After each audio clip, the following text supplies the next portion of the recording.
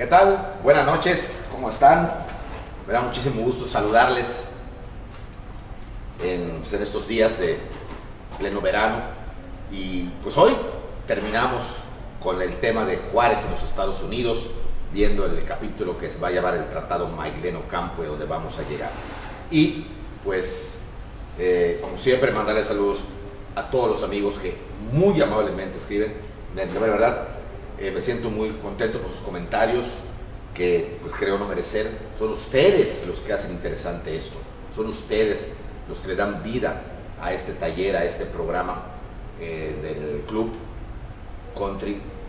Muchas gracias a todos, realmente, por todos sus grandes comentarios, tanto a Yucatán como a la República Mexicana, pues como varias personas que han escrito sus comentarios desde fuera, desde el extranjero. Les agradezco mucho todo. Bien, vamos entonces a continuar con el tema. Estamos ya en plena guerra de reforma. Hay dos presidentes. El general Miramón, al renunciar Zuluaga a mediados del año, o casi a finales del año 58, y Benito Juárez, establecido en Veracruz. ¿Ok? Bien. El año 1858 terminaba con una tremenda, no victoria, pero con ganancias del Partido Conservador. Casi todas las batallas, el 98% de las batallas, las habían ganado los conservadores, en todos los frentes. Sin embargo, lo que les dije en la clase pasada, no terminaban de ganar. O sea, aquí fue el grave problema. Debido a tanta fiesta, los conservadores, especialmente Miramón, ganaba batalla tras batalla, pero nunca logró ganar la guerra, porque perdían demasiado tiempo, y esto hacía que Juárez se reforzara y como que preparara estrategias en el tiempo que les daban los conservadores. Y cuando llega el año 1859, ya los liberales estaban aprendiendo, o habían aprendido, el arte de la guerra. De tanta derrota habían aprendido muchísimo, y habían aprendido pero bastante. Por lo tanto, ya empezaba a emparejarse. ¿Qué acontecimientos importantes hubo en el año del 59, que fue un año importantísimo para nuestro país, 59 y 60? En primer lugar, a nivel militar, se empareja la guerra, y quizá el acontecimiento militar más importante fue lo que ocurrió precisamente en Tacubaya, con la victoria de Leonardo Márquez sobre Santos Degollado, y que Márquez no perdonó a ninguno de los prisioneros, y que inclusive se le pasó la mano porque mató hasta los enfermeros y médicos que atendían a los heridos en Tacubaya. Por eso a Leonardo Márquez se le va a llamar el Tigre de Tacubaya, y que por poco agarra a Degollado, porque inclusive llevó a México la chaqueta de Degollado, quien huyó semidesnudo después de esta tremenda derrota que sufrió en las cercanías de México, Degollado. Pero quizá lo más importante de esto no haya sido que se haya equilibrado la balanza militarmente, sino los tratados que se van a hacer, y sobre todo con el que me voy a enfocar, que es el Magleno Ocampo. Bueno, vamos a comenzar. Para principios del verano del 59, o sea, después de año y medio de guerra, la guerra se había empatado, por así decirlo. Ya Miramón no ganaba tanto, ya empezaban a ganar algunos liberales batallas, empezaban a emparejarse la cosa muy fuertemente, y sobre todo que Benito Juárez ya había dictado, aunque no es el tema, pero lo voy a comentar, las famosas leyes de reforma.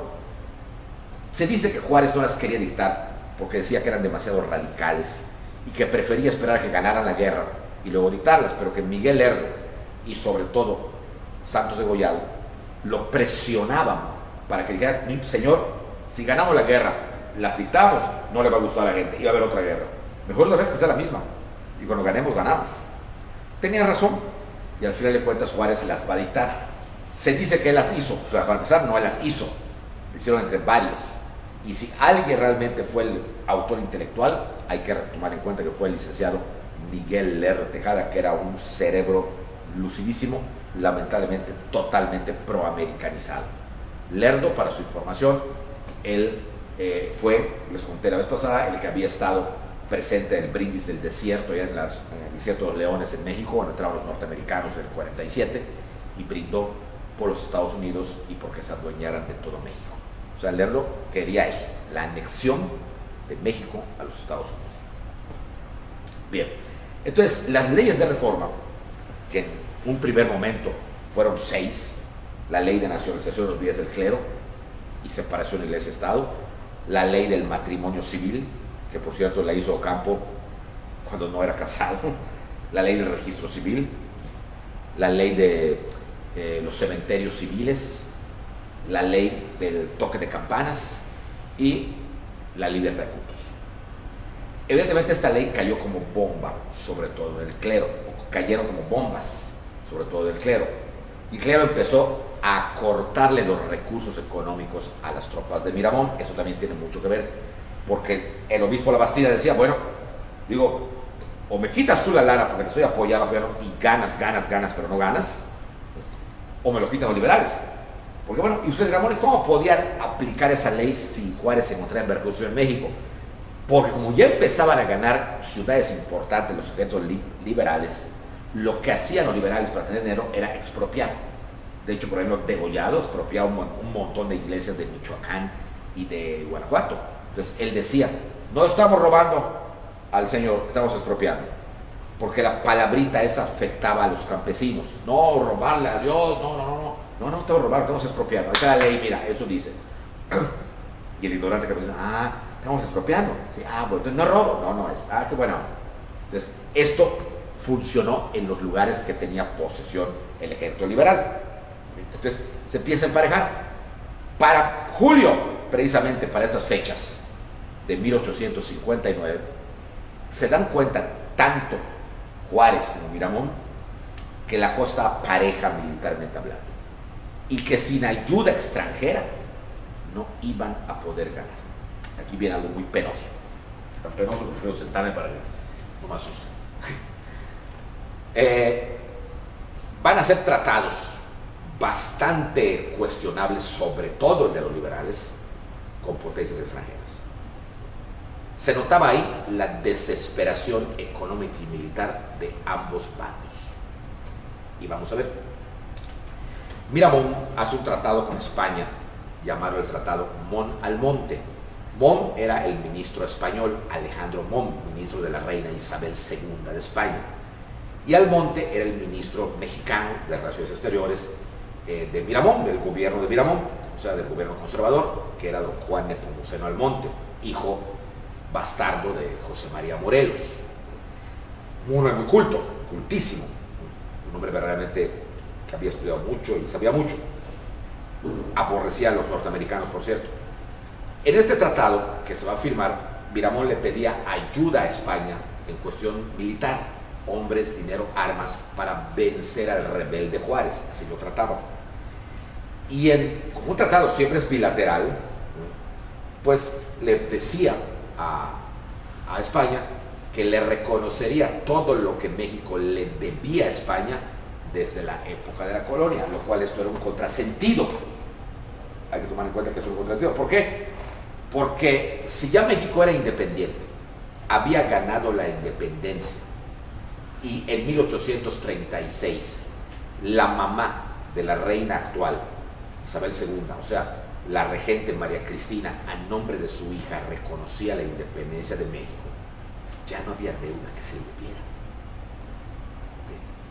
Sin embargo, la resucita Miramón e inclusive hace un préstamo leonino con un banquero suizo llamado Jecker, donde presta $1,000,000 para devolverle 15 al siguiente año, porque necesitaba la lana, quería vencer a del lugar a Juárez.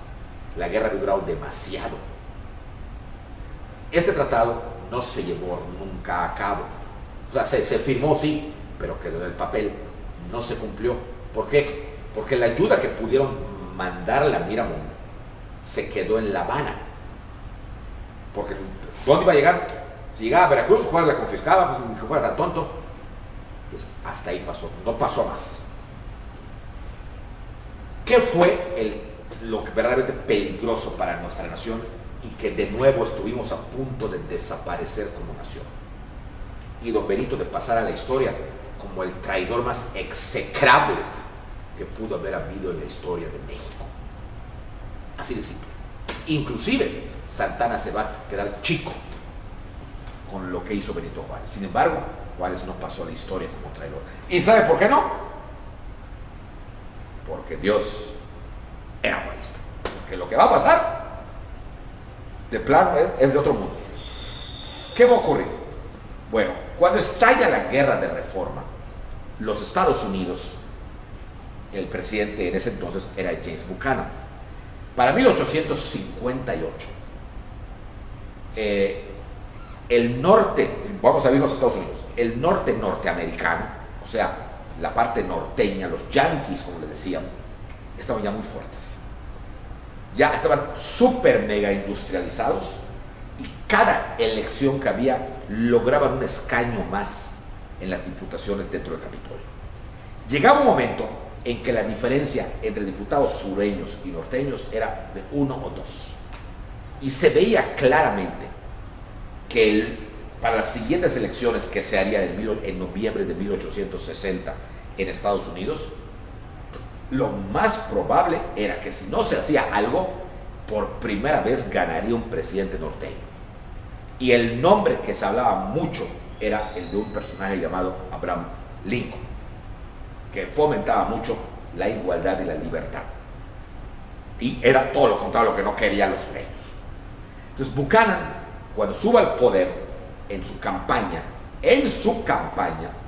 prometió que se anexaría gran parte del norte de México para anexarlo al sur. Imagínense ustedes qué bonito. Prometían anexarse a México. Bueno, nada raro, Trump prometió hacer el muro a costa de México.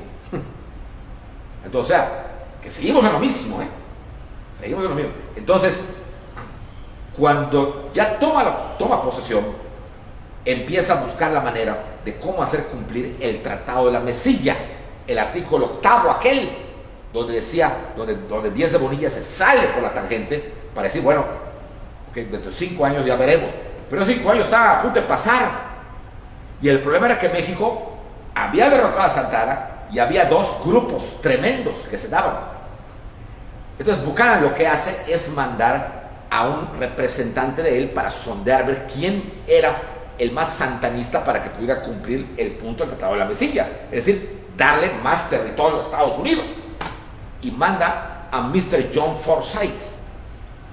Mr. John Forsyth llega a Veracruz y auténticamente, como si fueran unos perros maliches, malish es una palabra aquí en Yucatán que se utiliza para perros comunes y corrientes, para los que no lo saben, los que están viendo en otro estado o en otro país, no le hace caso a Juárez, que estaba ahí. Juárez estaba muriendo de ganas de hablar con Forsyth, porque necesitaba también un apoyo, y sobre todo que el Partido Liberal mantenía una admiración hacia los Estados Unidos, pero Forsyth no venía a hablar con Juárez, venía a hablar con Miramón. ¿Y por qué con Miramón? Porque Miramón tenía todas las características de un Santana, es decir, militar, formado y forjado en época del santanismo, pública y notoriamente católico y fiestero. Y algo muy importante para la mente norteamericana, su presidencia estaba en la capital del país, no en un puerto como lo tenía Juárez. O sea, para ellos era más serio Miramón que Juárez. Y pasa, y ni caso le hace a Juárez. O sea, qué humillante, porque luego Juárez va a empezar a querer hablar con él. Igual Ocampo y todos ellos, como se dan cuenta que se va. ¿Y se va a dónde? A hablar con Miramón. Y no solamente habla con Miramón, sino para quedar bien con Miramón, Forsyth, antes de hablar con él, reconoce, fíjense ustedes qué intereses tan terribles en la historia de México han habido de los Estados Unidos contra México. Reconoce al gobierno de Miramón, lo va a reconocer porque pensó que todas las características era obvio y elemental para ellos, para la mente norteamericana, para la mente anexionista sureña, que Miramón tenía la misma idea que Santana. En cambio el otro era un indio, el otro era un tipo que estaba en Veracruz, que ni en cuenta. Entonces, el gobierno de Miramón es reconocido, lo cual pone los pelos de punta a Benito Juárez. Y para que les ponga los pelos de punta a Benito Juárez, los que tenía así como que lo lamió la vaca, imagínense ustedes qué sustos habrá llevado. ¿Sí? Porque definitivamente, o sea, era un problema. O sea, si Estados Unidos reconocía a Miramón, estaban perdidos los liberales, pero perdidos. ¿Cuál fue el problema? Que lo que tenía Juárez de agallas, lo que tenía Juárez de colmilludo, lo que tenía Juárez de político, porque Juárez era un gran político. Quizá no fue el mejor presidente que haya tenido, difiero ahí, México, pero sí el mejor político que ha tenido. Un gran político, sumamente un gran político. Y Miramón, pero para nada. Miramón no tenía eso. Miramón era un buen militar, pero hasta ahí. Pundonoroso, patriota de sus convicciones, pero nada diplomático ni nada político. Pero para nada. Recuerden ustedes que comentamos aquella vez, cuando vimos el tema de la locura de una princesa, ¿okay? Que Juárez era muy inteligente comparado con Maximiliano. Miramón no era como Maximiliano, desde luego que no. Miramón era, o sea, Maximiliano era punto aparte, ¿no? Miramón era inteligente, pero no para compararse con Juárez. Y comete el grave error. Los Estados Unidos lo estaban reconociendo. Y no estoy diciendo de ninguna manera que Miramón le entregara territorio a los estadounidenses, no. Pactar con ellos. Si Santana mismo había pactado y logró salvar todo lo que le venía a pedir James Gadsden en ese entonces, Miramón lo podía hacer, pero no lo hizo. ¿Qué pasó con Miramón? Le ganó la vena. Cuando vio al norteamericano, es muy probable, como dice José Luis Trueba Lara, en la obra que se llama La derrota de Dios, que le dedica su obra a Miramón, es muy probable que por la mente de Miramón haya pasado el odio histórico de cuando él combatió a los norteamericanos en Chapultepec, cómo atacaron el castillo, cómo mataron a varios compañeros suyos y cómo los norteamericanos, abusando de su fuerza y su poderío, humillaron a México en su propia casa. Es muy probable que haya pasado esto porque él aborrecía a los norteamericanos. Totalmente, totalmente. Entonces, cuando ve a los norteamericanos y le dice, oye, ya te reconocí, soy el embajador, mis cartas credenciales, y vengo a pedir. Hay un tratado que firmó tu antecesor Santana, y aquí está el artículo 8. ¿Qué nos vas a dar? Porque lo necesitamos ya. Y cuentan, inclusive la mayoría de los autores que hablan de Miramón, José Fuentes Mares tiene un libro que les recomiendo mucho que se llama Miramón el hombre, que Miramón contestó: señor Forsyth, si la política de don Antonio era vender a su patria, la mía es conservarla. Y no voy ni a vender ni a ceder bajo ninguna presión. Tendrían que pasar sobre mi cadáver, como pasaron sobre el cadáver de los jóvenes de Chapultepec. Evidentemente se ofende Forsyth y se da cuenta que con Miramón no había entrada. Y le escribe a Buchanan. Están las cartas de Buchanan, están en el archivo de Washington, ¿okay? Esas cartas en inglés desde luego, ¿okay? Donde le dice Forsyth, la cosa dura, señor, ¿qué hago? Deme instrucciones. Y Buchanan le contesta, y así, traduciéndolo al español, más o menos decía así: vaya usted entonces a Veracruz y hable con Benito Juárez. No nos queda más remedio, porque aunque es el menos probable, pero reforzándolo, fíjense lo que dice, pudiera ganar. Y así como que no quiere la cosa, vamos a ver a ese. Y entonces cuando llega Forsyth a Veracruz, y entonces habla con Juárez, en donde le dice lo mismo que a Miramón, con la diferencia que Juárez, sentado como siempre estaba, así, oía a Forsyth, lo traducía, Juárez no sabía inglés, lo traducía Melchor Ocampo, que siempre estaba a su lado, y después de que le dice todo, Juárez dice, pues pudiera ser. me interesa. Podemos llegar a algún arreglo. O sea, abre la puerta, no de par en par, pero le da esperanza al norteamericano. Ojo aquí, eso era un ardid político, porque había que ganar tiempo. Necesitaba a los gringos. Ya Miramón les había dado una patada, ya no contaba con ellos. Y si Miramón confiaba en Europa, para empezar era más lejos. Y en segundo lugar, tenía que llegar por Veracruz. Entonces, era la oportunidad. Y entonces, Forsyth, feliz, le escribe a Buchanan: señor, el presidente norteamericano, el presidente mexicano, Juárez, que está en Veracruz, dice que le interesa. Pues urge esto. Ya estamos cerca de diciembre, en menos de un año son las elecciones. Hay que tenemos que ganar. No quiero ser último presidente sureño.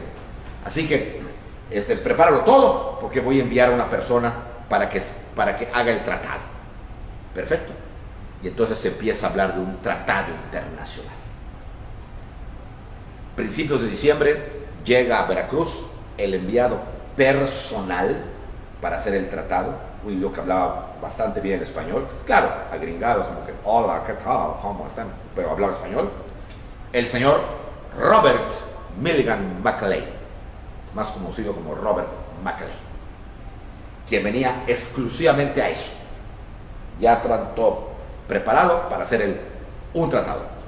Y Juárez nombra pues al que consideró mejor y más apto, y sobre todo porque hablaba inglés, a don Melchor Ocampo. Entre los biógrafos de Ocampo dicen que Ocampo no quería, porque decía: Benito, me van a pedir, ¿okay? ¿Y qué hago? Y dijo: cede, pero al final no cedas. Que Ocampo se mucho con Juárez: Benito, me estás mandando al matadero, tú escúchalos, ¿okay? Y aguanta lo más que puedas. Nuestros militares empiezan a ganar, ¿okay?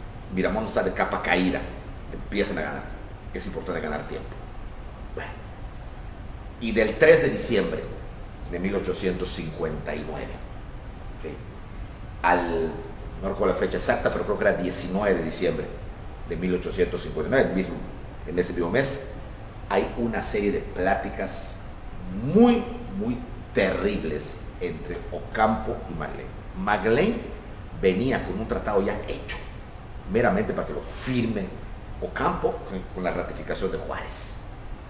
Venían por la Baja California, venían por un paso interoceánico entre Guaymas hasta Tampico, poniendo bases norteamericanas en Sinaloa, en Sonora, en Coahuila, en Chihuahua, en Tamaulipas. Y además el paso a perpetuidad por el istmo de Tehuantepec. O sea, lo mismo que le habían pedido a Santana anteriormente, lo mismo venían a pedirle ahora. Más con el disfraz de que ahora lo que querían era pasos, pero con fuerzas norteamericanas dentro de la República Mexicana. Pero lo que sí pedían, como venta, querían que se los vendan, era la Baja California. La Baja California la trataron de comprar los norteamericanos a como diera lugar. Fue algo que nunca se les hizo, pero querían a fuerza. Eso y Tehuantepec, pero inclusive más que Tehuantepec, porque luego descubren Panamá y estaba más corto el paso, ¿okay? pero Baja California hicieron hasta lo imposible. Y empieza una discusión.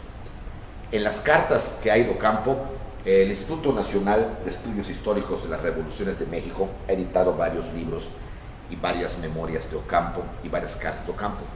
Un libro grandote, ¿okay? Que no se vende, eso hay que ir o pedir al Instituto Nacional de Estudios Históricos. Y ahí nos cuentan, que el propio Ocampo lo dice, cómo fue que era enfermizo eso. Era una cosa en donde el norteamericano venía a lo que venía. Es decir, no le iban a volver a hacer lo que le hicieron a Gadsden por 10 de Bonilla. No, que él venía a esto. Y me lo tienes que dar, y me lo tienes que dar. Y Ocampo, como muro de contención, aguantando y buscándole la vuelta, dando la vuelta. Hay una película mexicana que se filmó hace como 10 años que se llama Huérfanos, muy buena, que es La vida de Melchor Ocampo. Y hay una parte, cosa rara, porque por ejemplo las películas tratan de defender a Juárez en este aspecto, pero hay una escena en donde sale de la plática Melchor Ocampo, que el actor es Juan Carlos Columbo o algo así como se llama, sale y se encuentra y le dice Benito, no puedo seguir con esto, me están presionando. Y Juárez así le dice, tú cede, ya luego veremos qué, pero ¿cómo voy a ceder? Y está en la película, cosa que me gustó porque digo, bueno, no están diciendo algo real. Mi firma va de por medio, tú te vas a salvar, pero mi firma está de por medio. En pocas palabras, la política era la política. Juárez estaba mandando al matadero a su amigo, y por la lana, o sea, lo va a presionar, y van pasando los días, y van pasando los días, y van pasando los días, y van pasando los días, y la cosa se pone verdaderamente dura, porque Maglen no cedía nada. Ocampo le empieza a dar la vuelta, la vuelta, por fin logra que dejen Baja California. Después vemos de Baja California. Tanto a ustedes como a nosotros urge el tiempo, porque el tiempo iba pasando. En 1860 salían las candidaturas y Buchanan quería candidatear para presidente de Estados Unidos a Jefferson Davis, mientras que en el norte quería candidatear al de Illinois, a Lincoln. Entonces no se podía esperar más tiempo. Estados Unidos estaba desesperado también, y México también, porque si bien ganaban batallas, todavía Miramón estaba bien sentado y asentado en la silla presidencial del Palacio Nacional de México. Entonces a los dos les urgía el tiempo, y quizá fue el tiempo lo que ayudó a que Estados Unidos ceda. Ok, Baja California no va, lo dejamos para una siguiente vez. ¿Okay? Pero Tehuantepec sí queda, y el paso de Guaymas hasta Tampico también queda. Y por más, se dice Ocampo hasta adelgazó, hasta encaneció, porque sentía además que no tenía el apoyo de Juárez. Juárez lo estaba mandando así, hazlo. Y por fin se redacta el tratado. Terrible, porque es una cesión, es una cesión territorial, aunque muchos dicen es una concesión. ¿Cómo?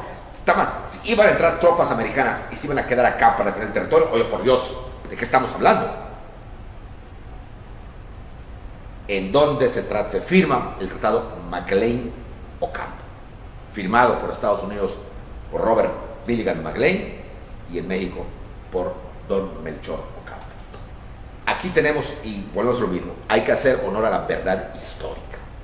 Fue un tratado, ya no digamos controvertido, sino un tratado verdaderamente traidor, porque era una entrega de hecho a los Estados Unidos del Norte, o sea, del norte de México.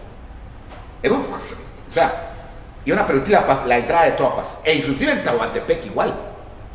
Y una vez que entren los norteamericanos, ¿quién los saca? Ellos se iban a considerar dueños, como se consideraban de Texas. No los iban a poder sacar, ni los iban a querer sacar. Era un tratado muy difícil. No, que Santana entregó la mitad, para empezar, y no estoy justificando a Santana de ninguna manera.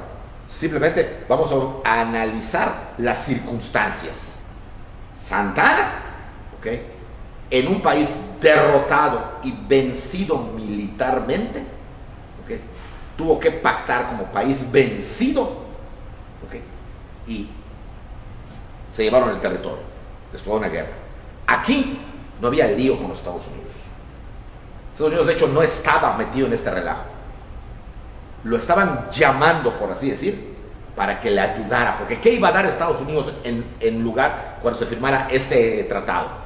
Armas, dinero y pertrechos al ejército mexicano. O sea, no era nada más darle, te doy esa tierra, pero me das esto a mí, para que yo gane, porque si pierdo, ya viste que Miramón no te va a cumplir nada. Entonces, hay una gran diferencia para que cuando ustedes comenten esto alguna vez, sepan que en la cesión o concesión que se hizo con el Tratado de Mariano Ocampo por Benito Juárez, no había guerra con Estados Unidos. México era un país vencido. Estaba por intereses políticos entregando esa parte. En el caso de Santa Anna, México era un país vencido por Estados Unidos, humillado por Estados Unidos, y evidentemente el ganador hace lo que quiere. Entonces, si nos ponemos así la balanza, yo me pregunto, ¿quién estuvo peor? Claro, Dios no era santanista, pero sí era juarista.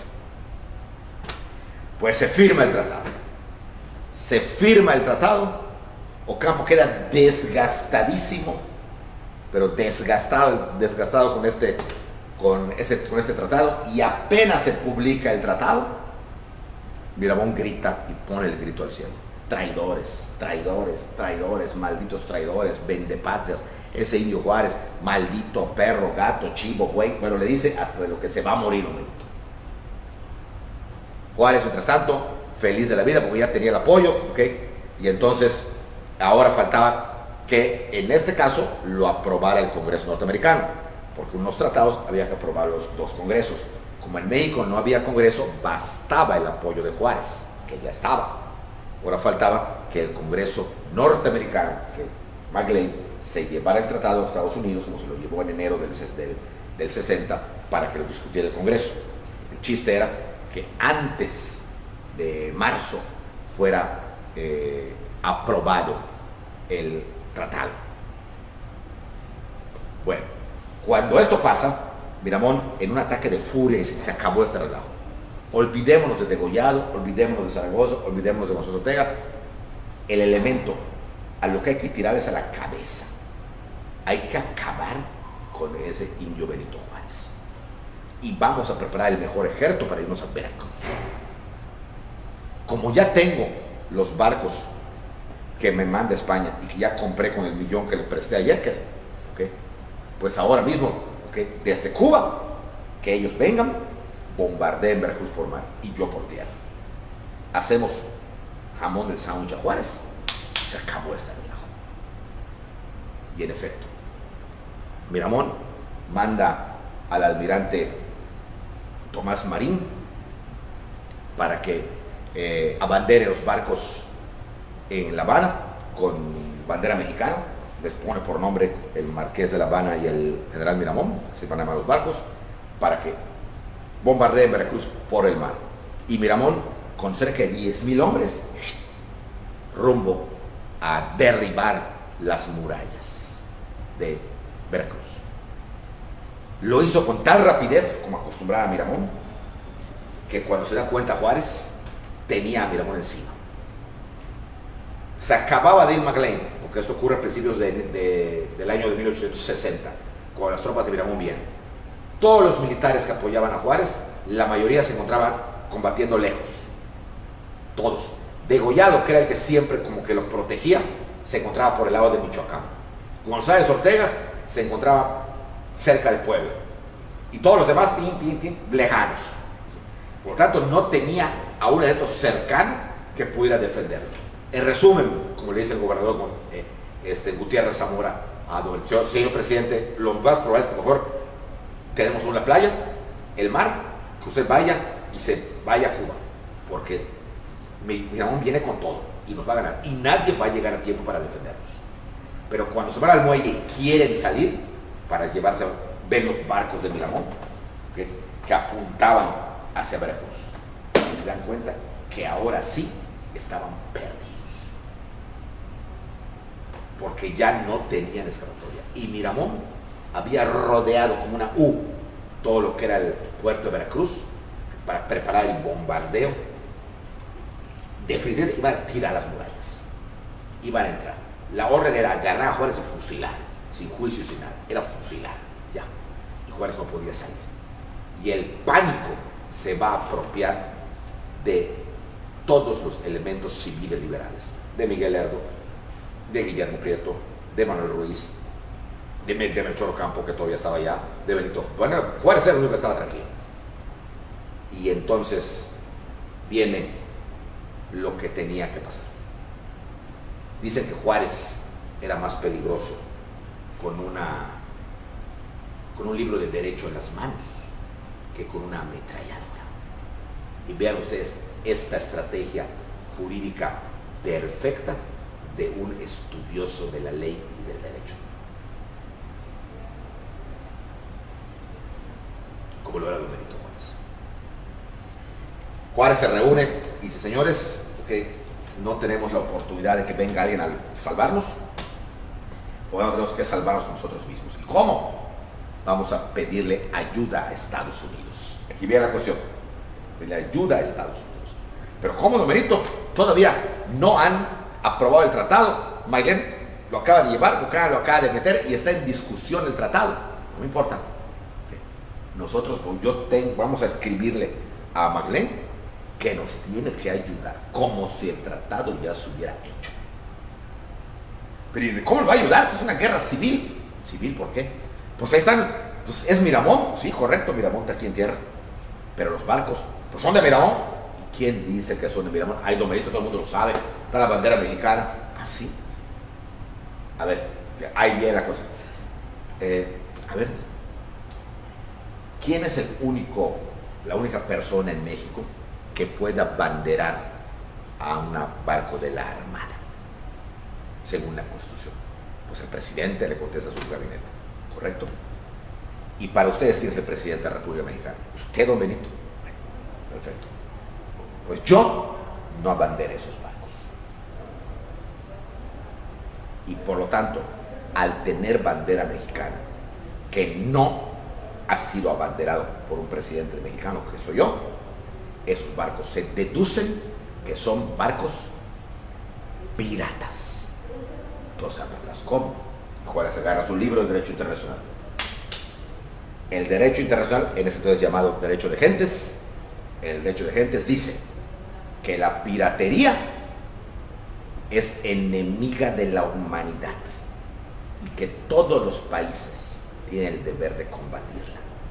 Cuando un país se ve asolado por piratas y este país no tiene los medios para defenderse de los piratas, lo estaba leyendo, es lícito a este país pedir ayuda a otro que sí tenga los medios para ayudar a ese país, porque los piratas son enemigos no de un país, no de la humanidad. Y cierra su libro y todos se quedan viendo la astucia del señor Juárez. Por lo tanto, tengo todo el derecho de pedirle ayuda a los Estados Unidos para que bombardeen a los piratas. Y entonces, pues sí, ya sí, no es un águila que tiene, es una bandera, sí, ya veo la calavera, ya, o sea, y entonces Benito Juárez declara piratas a los barcos de Miramón. Claro que esto era un ardid, pero un ardid jurídico, y bueno, para poder pedir ayuda, le pide ayuda a los Estados Unidos. Los Estados Unidos se ven presionados porque pues efectivamente México ya había entregado eso y les digo, si me bombardean, es obvio que voy a perder. Les conviene a ustedes. Y entonces Buchanan envía desde Nueva Orleans 3 barcos de guerra norteamericanos. ¿Okay? El WAF, el Indianola y el Washington. Estos 3 barcos, ¿okay?, interceptan, invaden primero aguas territoriales mexicanas, porque no piden permiso, entran, bueno, el permiso lo tenían de Juárez, pero primero te digo, ¿qué pasa allá? ¿Por qué están entrando esos barcos? Se ponen en medio entre Veracruz y los barcos de Miramón.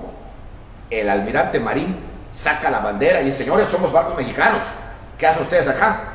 Y la respuesta de los 3 barcos norteamericanos fue ¡boom, boom, boom, boom! Bombardear los barcos de Miramón. Y los barcos de Miramón son hundidos frente a las costas de Veracruz ante la vista y paciencia de todos los veracruzanos, que, según el periódico Guillermo Tell, reconoce el mismo periódico que el pueblo veracruzano se indignó, aunque no se atrevió a irse contra Juárez porque lo quería, simpatizaba con él, pero se indignó que barcos norteamericanos, que ellos habían sufrido la invasión y el ataque norteamericano 20 años antes, hayan bombardeado a barcos mexicanos, porque todo el mundo sabía que eran barcos mexicanos, hombre. Todo el mundo lo sabía. Eran barcos había mexicanos. Juárez, según muchos autores, estaba convirtiendo una guerra intestina, una guerra civil, en una guerra internacional. Simplemente invitaba a los norteamericanos a bombardear barcos mexicanos, que jurídicamente se apoyaba en la ley diciendo que eran piratas, pero moralmente él, como todos los demás, sabían que eran barcos mexicanos y que llamaba a extranjeros a bombardear y a matar mexicanos, porque lo que importaba era que ganara su partido. Pues bien, una vez que bombardean los barcos, Miramón no podía creer lo que estaba viendo. Pues ya los teníamos, teníamos a Juárez, traidor, 1000 veces pasará la historia como un traidor, y no pasó a la historia como traidor para nada. Traidor. Los norteamericanos desembarcan saludando a Juárez y entonces arremeten contra las tropas de Miramón, quienes diezmadas ya, pues por el dengue, había lluvias en Veracruz y todo eso, y se perdía ya el $1,000,000 que Miramón había comprado, los barcos esos, se perdía todo, la moral estaba por los suelos. Miramón se retira a México para reforzarse, pero en el camino, derrotado moralmente, se encuentra con las tropas liberales del general Jesús González Ortega, un zacatecano, quien se enfrenta con él en la famosa batalla de Navidad, el 24 de diciembre, y aplasta a las tropas de Miramón. La única derrota de Miramón,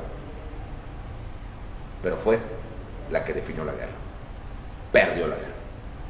Miramón tiene que huir buscando la costa norte para salir y huir, porque las tropas liberales ocupaban la Ciudad de México. Por fin ganaban los liberales. Mientras en Veracruz, Juárez le daba las grandes fiestas a los comodoros norteamericanos que habían bombardeado y hundido a mexicanos. Ese como es la vida, El 31 de diciembre Miramón desaparece, y González Ortega se ocupa el Palacio Nacional a nombre de Benito Juárez, y le manda una carta a Juárez por conducto de su subalterno, el general Zaragoza, para que le informe a Juárez que México estaba ocupada y que Miramón había huido, había desaparecido, y que la mayoría de los conservadores también habían desaparecido. Se creía que se embarcarían rumbo a Europa por algún puerto del Golfo. Juárez se encontraba, cuando llega la carta, Juárez se encontraba viendo en un teatro de madera que tenía Veracruz, del puerto de Veracruz había un teatrito, una obra norteamericana, por cierto, que los norteamericanos le habían puesto a Juárez. Estaba viendo una obra de teatro, Juárez, que de la autora Harriet Beecher Stowe, que tal vez algunos de ustedes hayan leído, se llamaba La cabaña del tío Tom. Estaban viendo esa obra, cuando de repente al palco de Juárez entra Zaragoza, que se encontraba al lado del comodoro Dunlop, uno de los principales miembros de la Armada norteamericana, y cuando lee Juárez la carta, se pone de pie, lo ven los de la orquesta, lo ven los actores y se detienen, y Juárez a viva voz grita en el teatro: mexicanos, el general Jesús González Ortega ha tomado la capital de la República. El ejército liberal ha vencido. El usurpador Miramón y toda su camarilla han huido al extranjero. ¡Viva México! ¡Viva la Reforma! ¡Ya, viva! Todos muy contentos, muy felices. Se cuenta, y eso es verdad, de que Dunlop le dice a Juárez que porque es el momento, pues hay una orquesta ahí que toca en el himno nacional mexicano, pero nadie lo sabía. El himno se había tocado una única sola vez cuando se inauguró en 1854, nadie lo sabía, nadie. Entonces, pues ¿cuál sabe? Pues sabemos la marsellesa, el himno de Francia, pues se la canten. Y fue muy simpático que Juárez iba saludando a todos y en el fondo el himno francés: a los infantes de la patria. Era lo que, imagínense, nunca es que luego vendría. El triunfo de Juárez era total y completo. Miramón derrotado, en un estado de depresión tremenda, huía buscando la costa del Golfo para irse a Europa y pensando, como le escribió a Concha, su esposa, que Juárez es un traidor, ha metido a extranjeros en una guerra civil. Él no ganó, ganaron los norteamericanos. Y si él ha metido gente extranjera para combatirnos, tenemos todo el derecho nosotros también de llamar refuerzos. Es interesante porque el Partido Conservador va a llamar luego a los franceses y sin embargo la historia oficial llama traidores a los conservadores. ¿Y los liberales? Hicieron lo mismo. Por eso es que nuestra historia es maniquea, muy mal hecha, y cuando uno descubre la verdad se decepciona. Entonces es el triunfo rotundo mientras Miramón y la gente subía. Otros se quedaron, se metieron a lo que viene siendo los montes y las sierras, como el general Márquez y el general Mejía, que no tuvieron la oportunidad de escapar, pero se metieron a esconderse por ahí y esperar mejores momentos para seguir en la guerra. Se van a esconder. Mientras tanto, en Estados Unidos el Congreso daba el resultado de las discusiones sobre el tratado. No pasa. ¡Pum! Otra vez Dios. No pasa.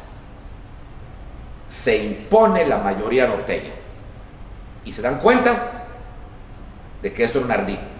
Porque si concedían esto, el sur ya tenía más territorio, ya sea para una guerra que se veía venir o para luego expropiarse de sus territorios y crecer el sur. Pues no pasa. No pasa. Y el tratado fue reprobado, mandado al cajón de los tratados irregulares y nunca más se volvió a discutir. Una vez más, Dios mostraba su juarismo, salvaba a Juárez de pasar ignominiosamente a la historia, porque eso iba a ser una ignominia.